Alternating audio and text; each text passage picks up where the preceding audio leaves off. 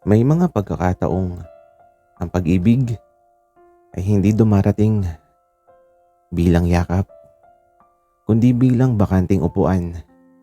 Naghihintay, tahimik, handa kang paupuin kahit hindi mo pa alam kung hanggang kailan siya mananatili.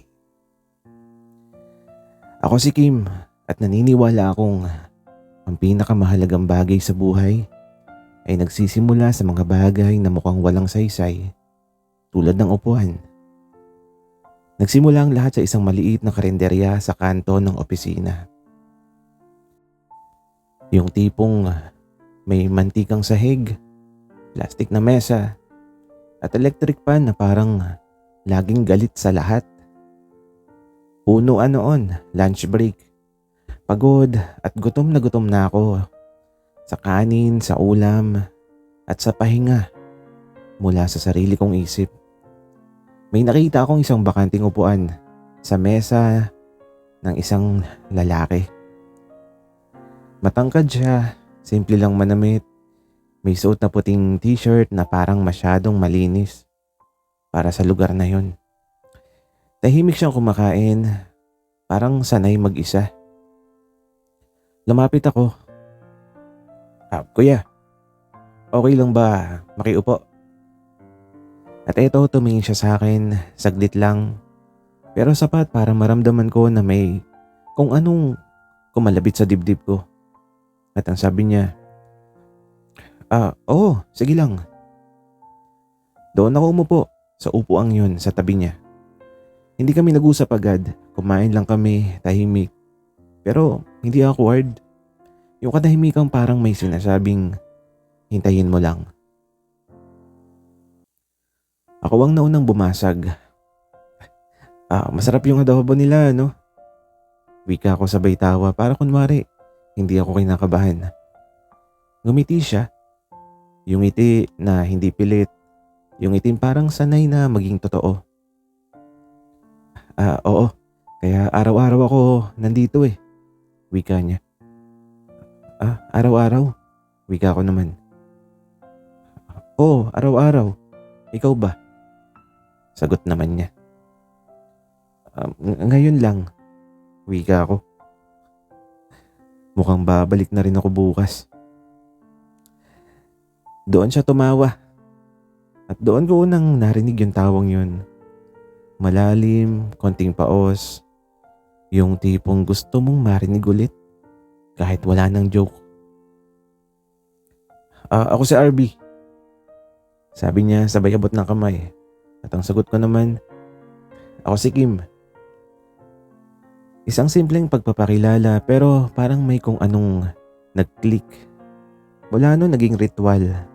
Parehong oras, parehong karinderya, parehong mesa, parehong upuan. Magkatapat kami minsan, magkatabi minsan. Depende kung gaano kalakas yung loob naming dalawa sa araw na yun. Nagkukwentuhan kami tungkol sa trabaho, sa stress, sa pangarap na parang laging postpone. Si RB tahimik pero mapagmasid. Yung tipo ng taong hindi maraming salita pero kapag nagsalita, parang gusto mong makinig hanggang matapos ang mundo. Ako naman madaldal, nagtatago ng kaba sa biro at unti-unting nahuhulog. Sa simpleng paraan ng pag-upo niya, relax lang pero parang laging may puwang para sa akin. Isang araw pabiro kong sinabi, alam mo, parang tong upuan na to, kung hindi ako umupo, baka iba na. Tumingin siya sa akin at hindi agad nagsalita. At ang sabi niya, edi mabuti na lang at nauna ka. Hindi ko alam kung bakit pero biglang uminit yung tenga ko. At sa unang pagkakataon, napaisip ako. Paano kung hindi lang pala to tungkol sa pagkain? Paano kung hindi lang pala to tungkol sa upuan? Paano kung dito nagsisimula ang isang bagay na hindi ko pa handang pangalanan? At doon ko napagtanto na minsan ang pag-ibig hindi dumarating bilang pag-amin, kundi bilang tanong na hindi mo pa kayang sagutin. Pero uupo ka pa rin. Dahil may mga upuang kapag iniwan mo, baka pagsisihan mo habang buhay.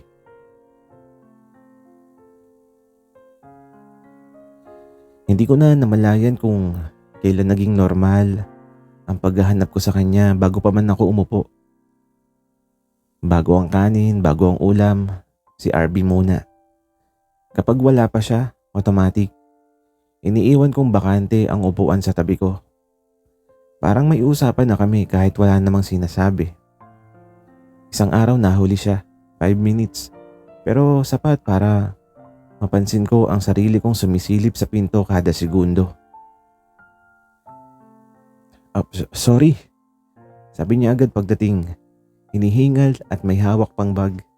At ang sagot ko naman, kahit gusto kong sabihin na akala ko hindi ka na darating. Kaya ang sinabi ko, okay lang. At ito umupo siya sa tabi ko ulit. Napansin kong mas dikit yung tuhod namin ngayon. Hindi sinadya, pero hindi rin inalis. Tahimik kami sa umpisa, hindi awkward pero may bigat. At ang bigla niyang sabi, may tanong ako. Tayong dalawa, ganito rin ba tayo sa labas? At eto napahinto ako. At ang sagot ko naman, anong ganito? Magkasama, magkausap, magkaupo, wika niya. Natawa ako ng pilit. At ang sabi ko, lunch buddies lang naman tayo ah. Tumango siya, pero iba yung tingin niya. Parang hindi sapat.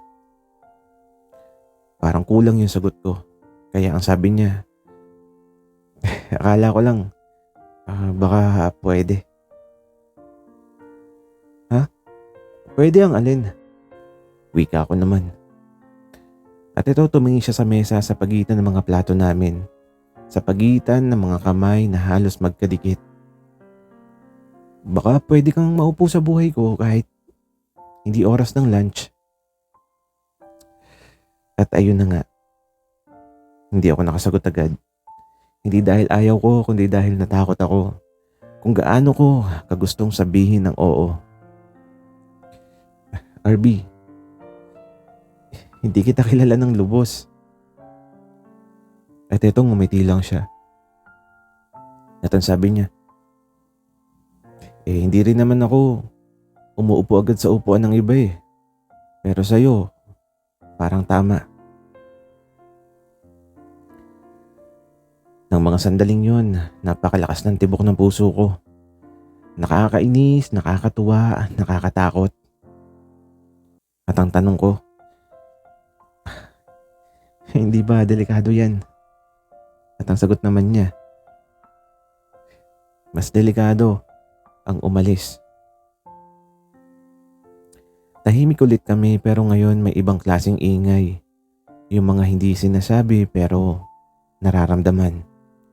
Pagkatapos kumain, sabay kami tumayo. Coffee? Tanong niya na parang casual lang. Coffee. Sagot ko agad kahit hindi ko alam. Basta, kape. At sa kape, sa wakas, magkatapat kami.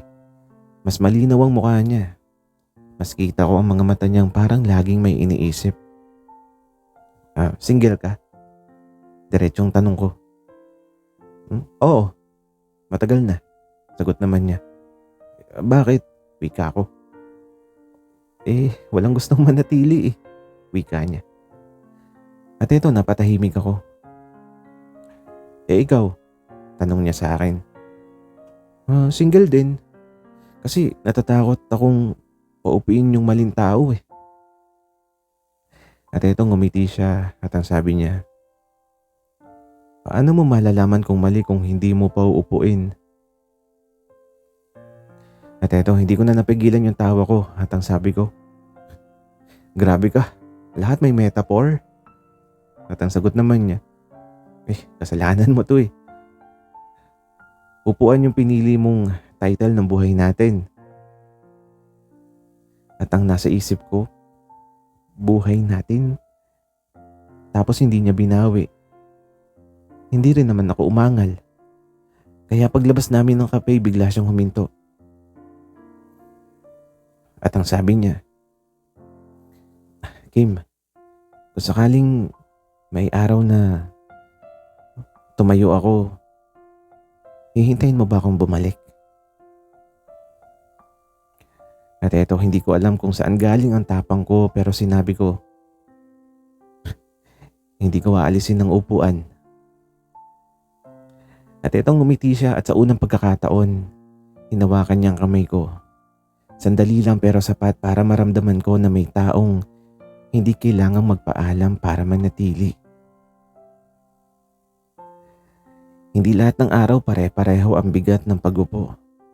May mga araw na magaan, na parang kahit saan mo ilapag ang sarili mo, tatanggapin ka. At may mga araw na kahit may bakanting upuan, pakiramdam mo, hindi ka welcome. Dumating ang araw na yun, na biglang hindi sumipot si RB. Una okay lang, baka late lang. Ikalawa medyo kabado. Ikatlo tapos na yung lunch break. Nakaupo pa rin ako ng mag-isa. Sa upo ang dati ay sa kanya. Di ko alam kung bakit mas masakit ang makita ang bakanting silya kapag alam mong may dating umuupo roon. Hindi ako nag-message, hindi rin siya. Kinabukasan wala pa rin siya at kinabukasan ulit. 3 araw, 3 upuang walang laman. Hanggang sa ika-4 na araw nakita ko siya. Sa labas ng opisina, may kausap, may kasamang iba. Lalaki rin, mas bata, mas maingay, mas malapit. Magkatabi silang naglalakad. Hindi magkadikit ang kamay pero ramdam mo yung distansyang wala sa kanila. Gusto kong lapitan, gusto kong magtanong pero nanatili akong nakatayo. Hindi ako umupo sa eksenang yun. Kinagabihan, nag-message siya. At ang sabi niya, sorry, bigla ako nawala. At ang sagot ko naman, napansin ko nga. At eto, matagal bago siya mag-reply. At ang sabi niya, may mga bagay akong kailangang harapin eh. At ang sagot ko, may kinalaman ba yun sa kanya? At eto, typing, tapos matagal, tapos tumigil. At pagdating ng message niya, sabi niya, pinsan ko yun. At eto, huminga ako ng malalim. Di ko alam kung matutuwa ako o may inis. Kaya ang sabi ko, pwede mo namang sabihin na. At ang sagot niya, natatakot ako eh. At ang tanong ko, sa alin? Na kapag umupo ako ng tuluyan, hindi na ako makakatayo kung masaktan ka. Wika niya. Ang unfair pero totoo. Nakita kami kinabukasan sa karinderya ulit. Parehong mesa, parehong upuan, pero may lamat. At ang sabi ko, hindi mo naman kailangang umalis. Hindi rin kita pinaupo para ikadena. At ang sagot naman niya, pero nasaktan ka. Kaya ang sabi ko, mas masakit ang iniwan sa ere. Yung hindi mo alam kung tatayo ka ba o uupo. At eto, tahimik siya. Tapos sabi niya, Kim, hindi ako magaling sa ganito eh. Kaya naman ang sagot ko, hindi rin ako. Pero nandito pa rin ako. At dahan-dahan siyang umupo. Hindi sa tabi ko, kundi sa harap ko. At sabi niya, baka dito muna. Hanggang maging sigurado ako. Masakit pero tinanggap ko. Kaya ang sabi ko, okay, basta huwag mo nga alisin yung mesa ha. At ito ngumiti siya na may lungkot, may pasasalamat. At doon ko naintindihan. May mga taong hindi pa kayang umupo sa tabi mo pero handang manatili sa harap mo. At minsan, ang pag-ibig ay hindi tungkol sa pagiging magkadikit, kundi sa hindi pag-alis kahit may dahilan kang tumayo.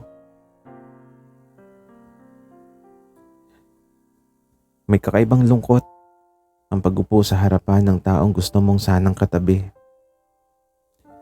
Magkaharap kami ni RB sa parehong mesa pero parang may salamin sa pagitan namin.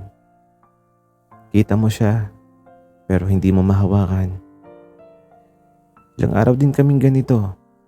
Magalang, maingat, parang dalawang taong takot na baka isang maling galaw ay tuluyang makabasag sa natitira. Hanggang sa isang hapon, umuulan.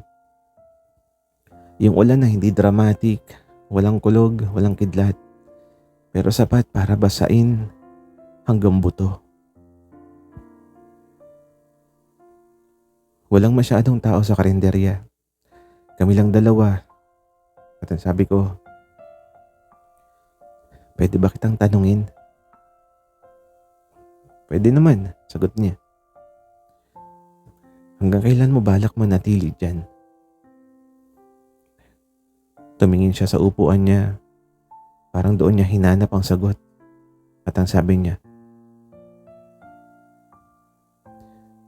hanggang hindi na ako natatakot. Paano kung hindi na dumating yon? Wika ko. Tumahimik siya tapos tumayo. Akala ko aalis na siya pero hindi. Inilipat niyang upuan niya sa tabi ko at dahan-dahan siyang umupo. At ang sabi niya, subukan natin. Matakot man ako, dito na ako upo. Hindi ko na napigilan yung mga luha ko. Hindi yung iyak ng hagulgol. Yung tahimik lang pero punong-puno. At ang sabi ko, hindi ko hinihingi yung pangako. Ang hinihingi ko lang, huwag kang tatayo nang walang paalam. Hinawakan niya yung kamay ko nang mas mahigpit kaysa sa dati. At ang sagot niya, hindi na. At simula noon nagbago ang lahat. Mas madalas na yung tawa, mas mahaba ang kwento, mas personal ang mga tanong. Naglakad na kami pauwi nang magkasabay kahit hindi pa kami pero hindi na rin hindi. Isang gabi nasa bus kami, punuan, isang upuan lang ang bakante. Sabay kaming tumingin at ang sabi niya, mauna ka. At ang sagot ko, hindi, sabay tayo. At ito nagkatinginan kami tapos ngumiti. Umupo kami sa isang upuan, siksikan, mainit pero masaya. At ang bulong niya, alam mo, kahit saan basta ikaw yung katabi ko, kaya ko. Hindi ko na biniro, hindi ko na tinakasan. Kaya ang sabi ko, RB, mahal na yata kita. Huminto ang bus at huminto rin ang mundo. Tumingin siya sa akin at ang sagot niya, matagal na ako nakaupo. Ngayon lang ako umamin. At doon ko naintindihan na hindi lahat ng pag-ibig ay nagsisimula sa paghawak ng kamay. May iba na nagsisimula sa paglipat ng silya. Di ko alam kung kailan nagsimula ang takot. Siguro noong napansin kong mas komportable na akong umpo kaysa sa tumayo mag-isa. Magkasama kami ni RB, hindi sa official, walang label, walang post, walang anunsyo. Pero may umaga na magkatabi kaming nagkakape, may gabing sabay kaming umuuwi. At may mga sandaling sa balikat niya ako nakasandal habang pareho kaming tahimik. Masaya, tahimik pero may aninong sumusunod. Isang araw bigla niyang sinabi, may offer ako sa probinsya eh. Wika niya. Parang may umupo sa dibdib ko. At ang tanong ko, gaano katagal? 6 months. Pwede pang maging 1 year. Wika niya. Tumango ako pero sa loob-loob ko, parang ayoko. At ang tanong ko, anong mangyayari sa atin? Hindi ko alam. Pero ayokong iwan ka eh. Sagot naman niya. At ang sabi ko, hindi pareho yung ayokong iwan sa manatili. Tahimik lang siya at dumating ang araw ng alis niya. Sa terminal magkatabi kami sa bangko. Parehong upuan, parehong kaba. At ang sabi niya, Kim, kung sakaling tumayo ako pansamantala, hindi ibig sabihin nun na umalis ako. Ngumiti ako kahit masakit. Basta babalik ka sa parehong upuan na, wika ko. At ang sagot naman niya, kung may mauupuan pa.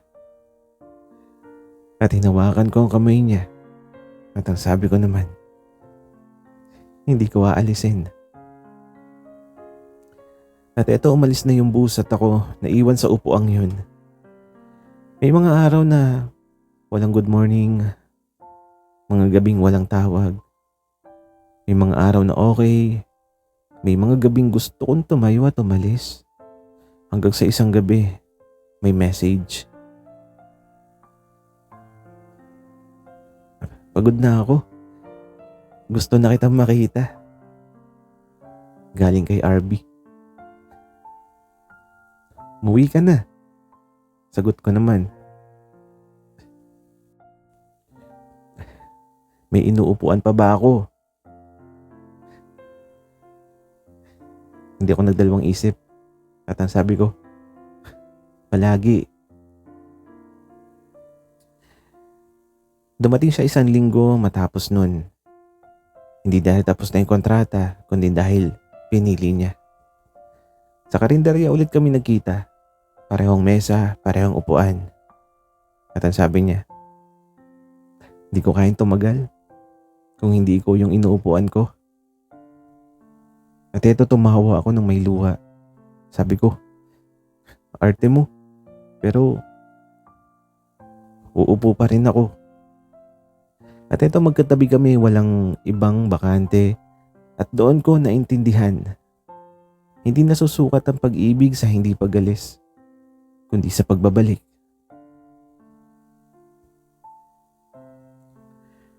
May mga upuang pansamantala lang, may mga inuupuan kapag pagod ka lang. At may iisang upuan na kahit ilang beses mong talikuran, babalikan mo. At doon ka tunay na may pahinga. Si RB ang naging ganun sa akin. Hindi perpekto yung relasyon namin, may tampuhan, may takot. May mga araw na pareho kaming gustong tumayo at magpanggap na mas madali na lang ang mag-isa. Pero sa tuwing uupo kami, iisa lang yung direksyon ng tingin namin, pasulong. Isang gabi umuulan ulit. Parang paalala kung saan nagsimula ang lahat. Nasa maliit kaming cafe, hindi karinderya, hindi rin opisina. Mas tahimik, mas malinaw. May hawak siyang maliit na kahon. Hindi ito proposal Sabi niya agad. Natatakot pa rin ako sa salitang yun. Wika pa niya. At ito tumawa ako. Okay lang, maupo ka muna. At ito, binuksan niya yung kahon. Isang simpleng singsing. Hindi ang grande. Hindi mamahalin. At ang tanong ko, para saan? At ang sagot niya, para sa araw-araw. Para maalala mo na may inuupuan ako sa buhay mo. At ikaw sa buhay ko. At eto huminga ako ng malalim. Hindi mo ba ako iiwan? Tanong ko. Sa wakas, sinabi ko rin. At ang sagot niya, hindi ko kaya mangako ng perpekto eh. Pero kaya kong mangako ng pananatili. Inilagay niya ang singsing sa daliri ko. Walang palakpak, walang music. Pero sapat. Nagkatabi kaming umupo. Magkahawak yung kamay at sa unang pagkakataon, wala na akong takot sa bakanting upuan. Ang pag-ibig ay hindi pa laging yakap, hindi laging halik, hindi laging sigurado. Minsan ito yung simpleng pag-upo sa tabi ng taong pinili mong balikan kahit may dahilan kang tumayo. At kung may isang aral ang kwento naming dalawa, hindi lahat ng mananatili ay kailangang mangako, pero lahat ng nagmamahal ay marunong bumalik sa inuupuan. Makalipas ang ilang taon, may maliit na cafe na kami. Hindi malaki, hindi sosyal. Pero puno ng upuan. May sign sa pinto. Kung may bakante, maupo ka. Kung wala, maghintay ka. Si RB ang nagluluto. Ako yung nagsaserve. Minsan may nagtatanong bakit upuan ang pangalan ng cafe nyo. Ngumiti lang kami sa isa't isa. Kasi hindi lahat ng kwento kailangan ipaliwanag. May pag-ibig na sapat na iparamdam sa isang simpleng pag-upo, sa araw-araw na pananatili, at sa isang upuang hinding-hindi iiwan. Sana'y nagustuhan nyo ang aming kwento. Maraming salamat sa inyong pakikinig.